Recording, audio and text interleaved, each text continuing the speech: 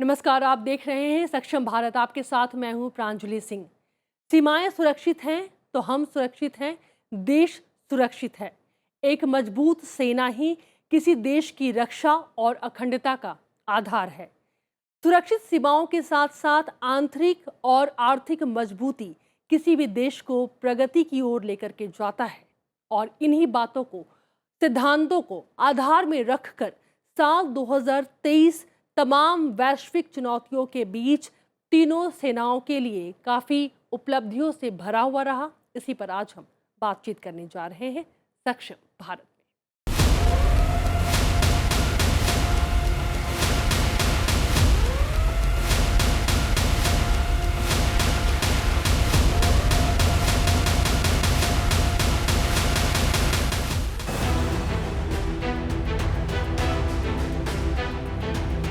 साल 2023 भारत के defence sector के लिए काफी अहम रहा।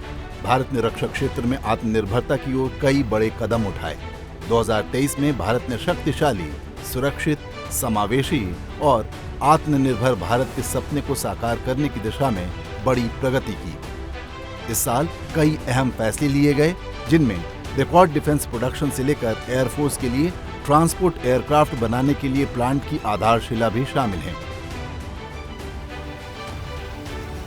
रिकॉर्ड रक्षा उत्पादन, रिकॉर्ड रक्षा निर्यात और स्वदेशीकरण की लिस्ट में बढ़ोतरी भारत को वैश्विक विनिर्माण का मजबूत स्तंभ बनाने की अटूट प्रतिबद्धता का प्रमाण है।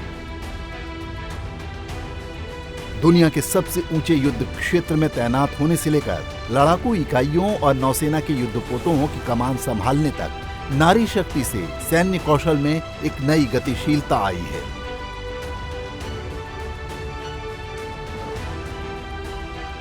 प्रधानमंत्री ने तेजस में भरी उड़ान। इस तस्वीर का साक्षी पूरा देश बना। प्रधानमंत्री नरेंद्र मोदी ने स्वदेशी लाइट कॉम्बैट एयरक्राफ्ट तेजस में उड़ान भरी और ऐसा करने वाले वो देश के पहले प्रधानमंत्री बने। उन्होंने ट्विन सीटर फाइटर जेट में उड़ान भरी, जिससे न सिर्फ स्वदेशीकरण की प्राथमिकता स्पष्ट दिखी, बल्कि दुनिया ने तेजस की ताकत का भी मुजाहिरा देखा।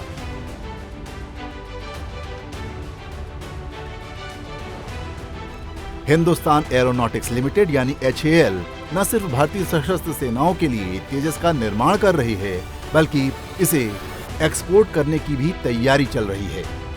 डिफेंस प्रोडक्शन का नया रिकॉर्ड। वित्त वर्ष 2022-23 में डिफेंस प्रोडक्शन ने नया रिकॉर्ड बनाया और 1 लाख करोड़ रुपए का आंकड़ा पार कर लिया। MSME और स्टार्टअप्स को डिफेंस सप्लाई चेन में भी शामिल किया गया। बीते 7-8 वर्षों में रक्षा उत्पादन से जुड़ी कंपनियों को दिए जाने वाले लाइसेंस में 200% की बढ़ोतरी हुई है। इसी तरह डिफेंस एक्सपोर्ट ने भी नई ऊंचाइयां हासिल की हैं।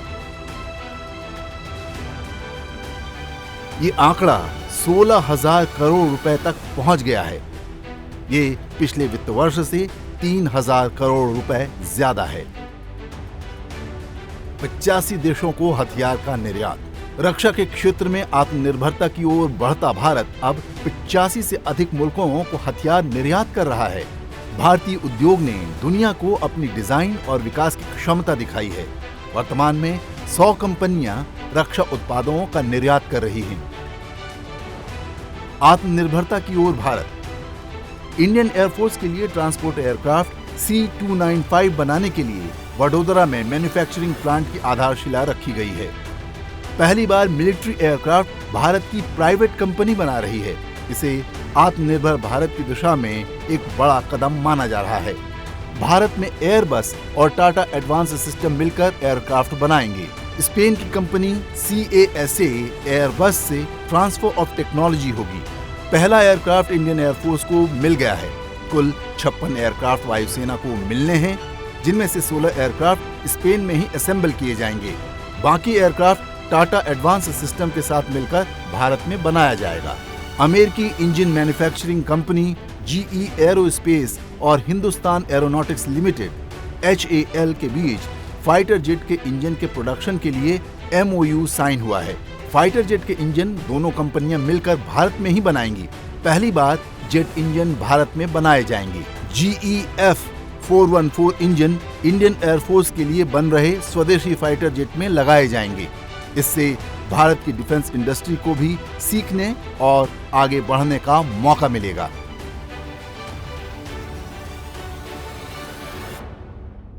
और आज इस खास विषय पर चर्चा करने के लिए हमारे साथ स्टूडियो में दो खास मेहमान मौजूद हैं। हम आपका परिचय करवाना चाहेंगे। Lieutenant general VK Chaturvedi retired, lieutenant general Sanjay Kulkarni retired. Sir, आप दोनों का बहुत बहुत स्वागत है सर सक्षम भारत में। और हम शुरुआत करना चाहेंगे चतुर्वेदी जी आपके साथ में। अगर मैं बात करूं तो एक रिव्यू रिपोर्ट जो हर साल रक्षा विभाग की तरफ से, रक्षा क्षेत्र की तरफ से जाता है, वो हम सबके सामने है और उसी के आधार पे आज हम चर्चा करने जा रहे हैं। कहा गया है कि जो हमारी देश की अर्थव्यवस्था है वो बहुत तेजी से बढ़ रही है, लेकिन हम आपसे ये समझना चाह रहे हैं कि उस अर्थव्यवस्था, उस बढ़ती हुई अर्थव्यवस्था में रक्षा जगत का क्या योगदान आप देख पा रहे हैं? प्रांजलि, रक्षा जगत का जो योगदान है, रक्षा की जो हमारी सशस्त्र सेनाएं हैं उनका योगदान है, राष्ट्र की अर्थव्यवस्था में इसको क्वांटिफाई करना बहुत मुश्किल है। क्योंकि सुरक्षा जो एक ऐसी चीज़ है जो कि बहुत एब्स्ट्रैक्ट है। इसको अगर मॉनेटरी टर्म में, इकोनॉमिक टर्म में अगर आप उसका मूल्यांकन करना चाहेंगी तो शायद नहीं हो पाएगा। लेकिन यह भी बहुत ज़रूरी है, जब देश की सीमाएं सुरक्षित हैं तभी राष्ट्र प्रगति करता है, राष्ट्र में विकास का कार्य होता है। हर एक जन जन जो राष्ट्र का है वो भी सुरक्षित महसूस करता है जी। और इस तरह से अगर आप देखें तो जब रोड्स बनती हैं हमारे बॉर्डर एरियाज़ में, हमारे बॉर्डर एरियाज डेवलप होते हैं, वहाँ पे स्कूल्स बनते हैं, हॉस्पिटल्स बनते हैं, तो प्रगति होती है, इकोनॉमिक डेवलपमेंट होता है। ब्रिजेस बनते हैं तो वहाँ पे एयरफील्ड्स बनते हैं, तब भी कम्युनिकेशन सिस्टम बेटर होते हैं। इन सब चीज़ों को जब आप देखते हैं, डिफेंस की इंडस्ट्रीज़ बनती हैं, डिफेंस कॉरिडोर्स बनते हैं भारत में।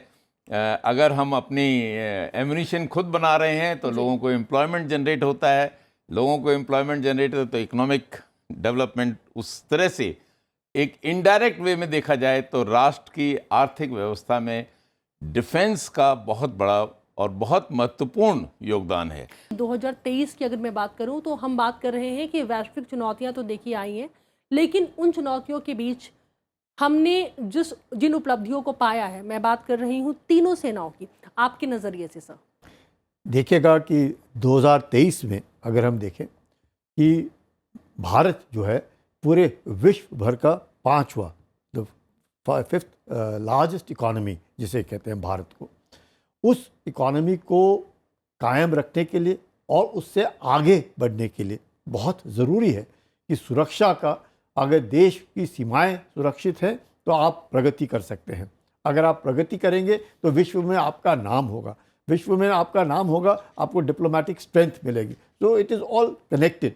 तो इस मकसद से जब आप देखते हैं पूरे विश्व भर में जिस प्रकार से यूक्रेन और रूस के बीच में जो लड़ाई चल रही है, इजराइल और हमास के बीच में जो लड़ाई चल रही है, जिस प्रकार से पूरे विश्व भर में जिसका असर होगा, हम देखते हैं कि भारत पर जो असर नहीं हुआ है। ये क्यों नहीं हुआ? क्योंकि भारत सक्षम है, भारत आत्मनिर्भरता की ओर बढ़ रहा है और धीरे धीरे करके जब हम देखते हैं कि हर एक फील्ड में, और जिसे हम बोलते हैं कि कॉम्प्रिहेंसिव नेशनल पावर, जब हम कॉम्प्रिहेंसिव नेशनल पावर की बात करते हैं और हम अपनी आर्थिक स्थिति देखते हैं, अपनी economic strength, military strength, diplomatic strength, political strength, leadership, ये सब एक उभर करके जब आता है, और उससे बढ़ करके जो हमारा डेमोग्राफिक डिविडेंड है, जो अपना टेक्निकल मैन पावर है, जिस प्रकार से रिसर्च एंड डेवलपमेंट है, हमारी प्राइवेट इंडस्ट्रीज़ हैं, हमारे DPSUs हैं, हमारे दुनिया, मतलब जिस प्रकार से हम टेक्नोलॉजी एब्जॉर्ब करने की काबिलियत रखते हैं, यही कारण है कि हम चांद पर पहुंच गए।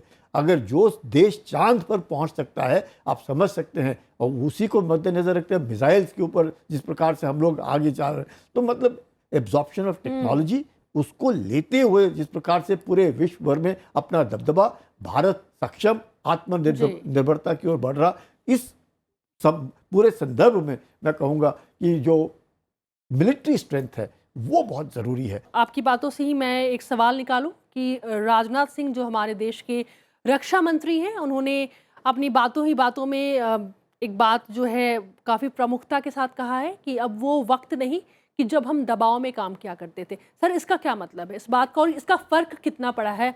चतुर्वेदी सर, आप अगर हमें समझाएं इस बात को।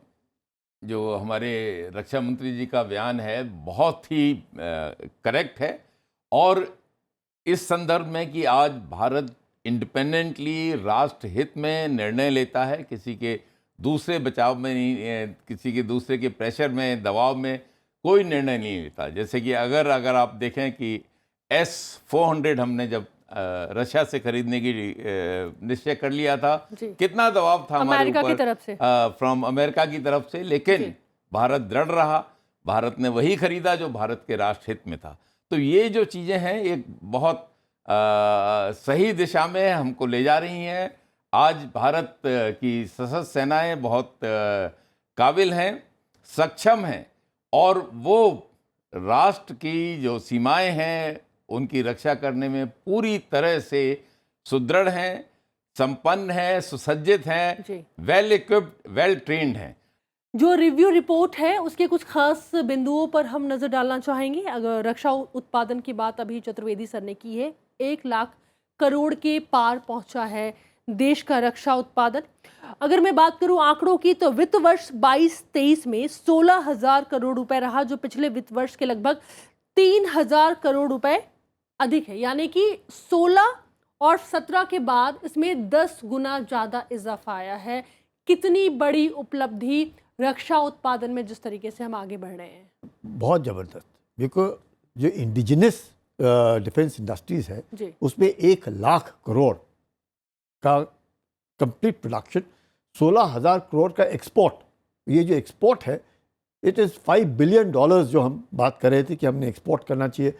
इससे जो हम लोग we were one of the largest importers, वो वहाँ से हम हट गए, एंड अब we are among the top 10 exporters में भी आ गए। मतलब धीरे धीरे करके जब अपनी इंडिजिनस डिफेंस इंडस्ट्री जो काबिलियत पा रही है, जिस प्रकार से डिफेंस कॉरिडोर्स के ऊपर जोर दिया जा रहा है, चाहे वो चेन्नई में हो, चाहे लखनऊ यूपी में हो, तो ये जो डिफेंस कॉरिडोर्स हैं, इसके कारण हम लोग प्राइवेट इंडस्ट्रीज, स्टार्टअप्स, इनको दे रहे हैं। 75% ऑफ द एंटायर इन्वेस्टमेंट जो भी हमारा कैपिटल, उसको हम डिफेंस इंडस्ट्रीज के द्वारा ही अपने इंडिजिनस डिफेंस इंडस्ट्रीज को देते हैं। इससे क्या होता है कि अपना रिसर्च एंड डेवलपमेंट बढ़ता है। इतना ही नहीं, हम अपने फ्रेंडली फॉरेन कंट्रीज़ को भी देने की काबिलियत रखते हैं, यानी कि उनका हमारे ऊपर विश्वास, और हमारा बनाना जो प्रोडक्ट्स हैं स्टेट ऑफ द आर्ट, मतलब एकदम आधुनिक चीज़ बनाना और फर्स्ट क्लास बनाना। और इसी कड़ी में एक और डेटा पर मैं आप लोगों से बात करना चाहूँगी। 85 देशों को अब भारत जो है वो हथियारों की बिक्री कर रहा है। अगर मैं लिस्ट की बात करूँ सर, तो निश्चित तौर से आर्टिलरी गन है, उसमें ब्रह्मोस मिसाइल है, आकाश मिसाइल हैं, रडार सिस्टम हैं, सिमुलेटर्स हैं, तो बख्तरबंद गाड़ियां हैं, पिनाका रॉकेट है। मतलब कि एक लंबी चौड़ी लिस्ट जो है वो हमारे सामने है।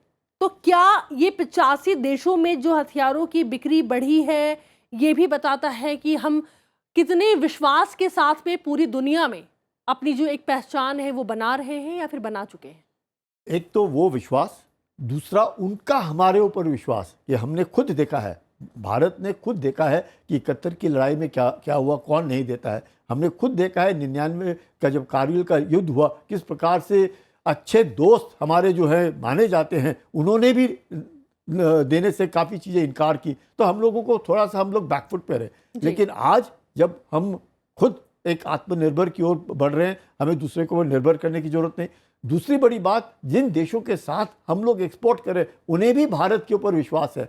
हम जब ग्लोबल साउथ की बात करते हैं और ग्लोबल साउथ के नेतृत्व की बात करते हैं, तो उस उपलक्ष्य में भी हम देखते हैं कि उन जो देश है, जो ग्लोबल साउथ में काफ़ी देश है, काफ़ी कुछ तो काफ़ी एडवांस देश है, उनका भी भारत के ऊपर एक तरीके से मैं कहूँगा विश्वास है कि भारत उस वस्तु को बनाता है technology wise, state of the art and reasonable. मतलब cost is a very big factor, और उस कॉस्ट फैक्टर को लेकर के और हम उसको इस्तेमाल करते हैं। कौन सा ऐसा देश है जो लगातार, हम ये नहीं है कि हमारी जो आर्म फोर्सेस हैं ये खड़ी रहती है, वे कॉन्स्टेंटली, मतलब वी कैन सेफली से, चाहे वो काउंटर इंसर्जेंसी रोल में हो, या LOC के ऊपर हो, LAC के ऊपर हो, या इंडियन ओशन में हो, या रेड सी में हो। जिस तरह तरीके से भी आपने देखा कि रेड सी में जिस तरीके से हुदी लोग जाने नहीं दे रहे हैं शिप्स को, जहाँ पे इंटरनेशनल मेरीन में इंटरफेरेंस हो रहा है, वहाँ हमारे वॉरशिप्स लग रहे हैं इंडियन ओशन में। तो ये सब दर्शाता है कि एक भारत एक ऐसा देश है,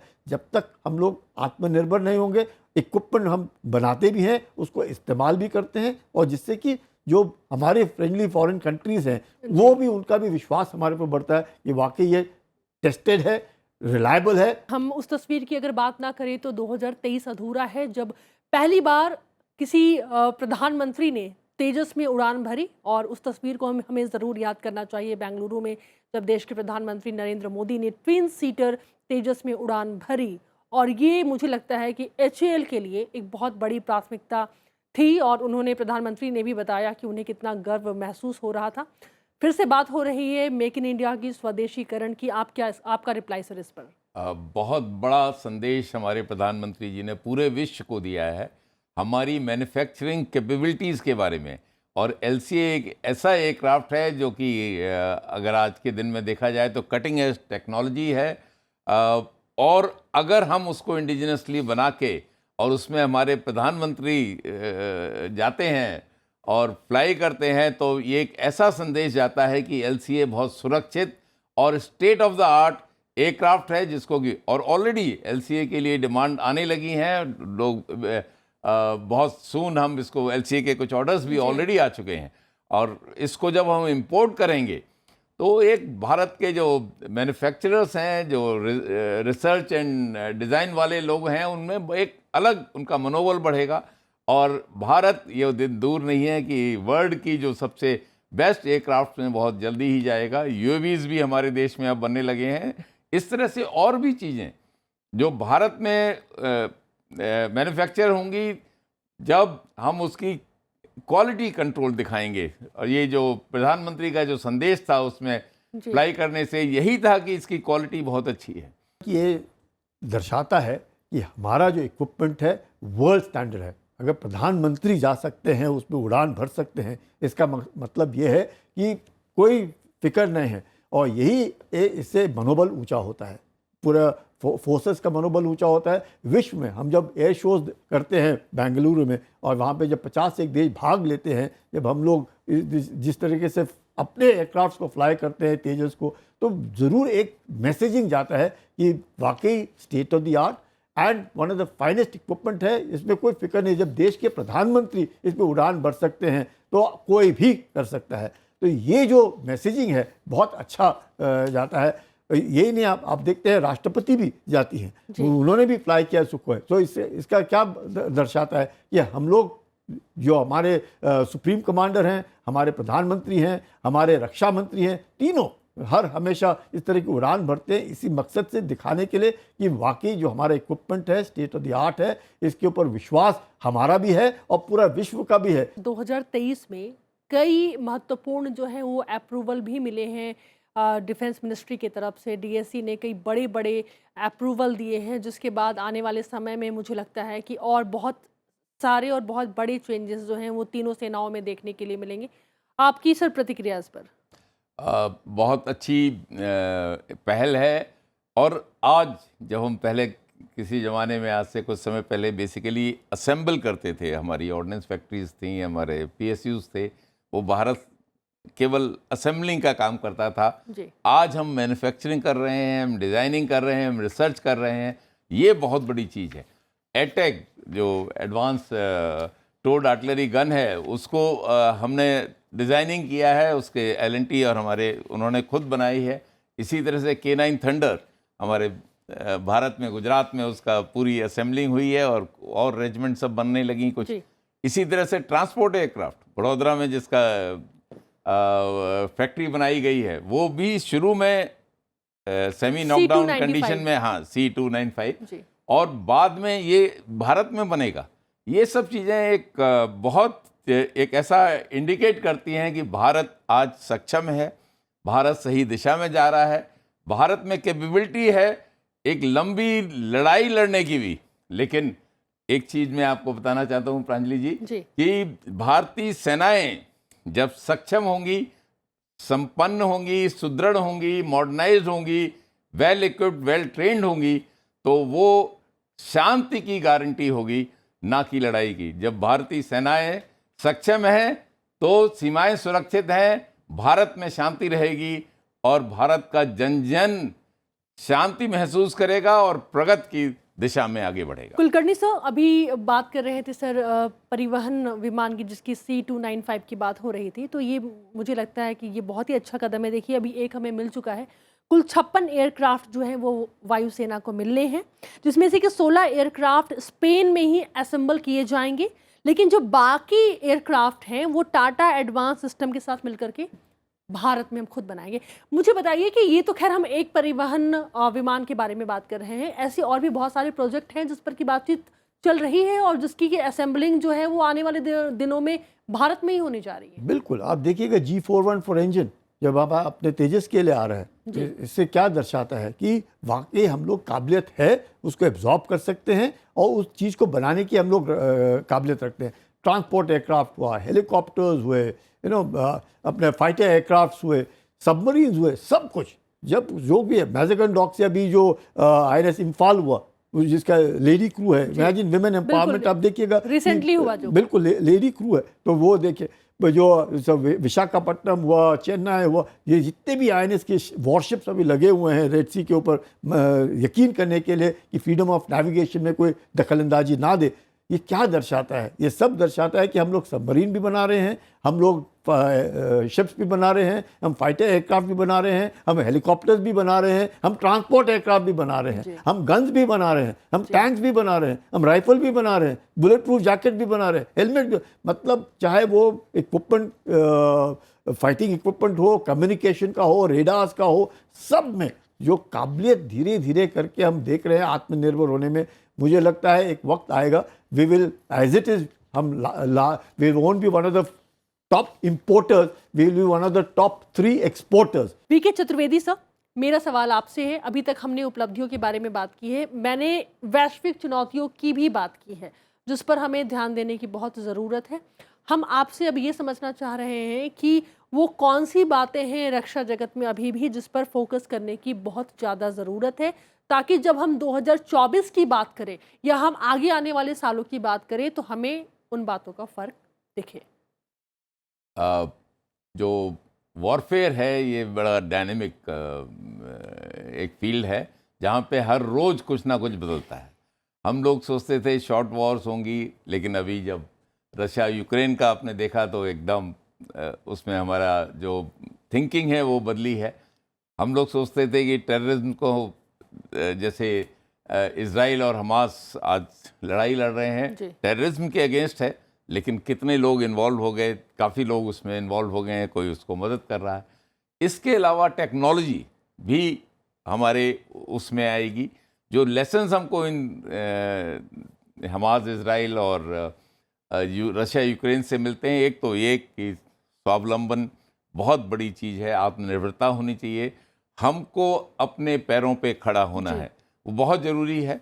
दूसरा टेक्नोलॉजी अब्जॉर्प्शन, आर्टिफिशियल इंटेलिजेंस का प्रयोग, UAVs जो अभी हम लोग आज के दिन इज़राइल से कुछ लिया है, कुछ USA से अभी रीपर कुछ हमने कॉन्ट्रैक्ट साइन किए हैं, लेकिन अल्टीमेटली उनका प्रोडक्शन इंडिया में होगा। ये बहुत बड़ी चीज़ है और ये फ्यूचर का है। इलेक्ट्रॉनिक वॉरफेयर है, साइकोलॉजिकल वॉरफेयर है, इन्फ्लुएंस वॉरफेयर है, हाइब्रिड वॉरफेयर है, ये सब चीज़ें फ्यूचर है।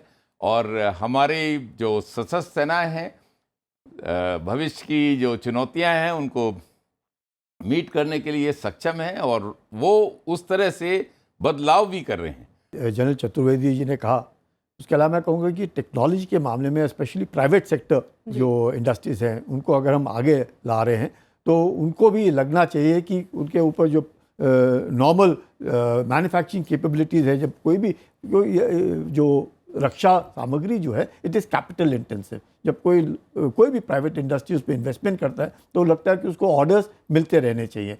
नंबर 2, जो स्टार्टअप्स हैं उनको जिस प्रकार से हम लोगों ने बहुत ज़बरदस्त 5,000 करोड़ रुपए हम लोगों ने स्टार्टअप्स के लिए दिए हैं, तो एक बहुत बड़ी एक इंकरेजमेंट है स्टार्टअप्स के लिए। बिल्कुल। तीसरा यूनिवर्सिटीज़ जो IITs के हैं, प्रोफेशनल, उनको हम लोगों ने इंटीग्रेट किया है कि यस वो अपना दिमाग लगाएं और किस तरीके से हम लोग इंटरनली अपना R&D के द्वारा कर सकते हैं। DRDO है, DRDO ने अपने पूरे लैब्स खोले हैं कि वो अपना ट्रांसफ़र कर सकते हैं टेक्नोलॉजी में, और जो भी चाहता है उनसे, उनके पास कुछ है वहाँ से ग्रहण करने के लिए। कॉर्पोरेटाइजेशन, जो ऑर्डिनेंस फैक्ट्रीज थे उनको हमने कॉर्पोरेटाइज करके 7 PSUs में उनको कन्वर्ट किया।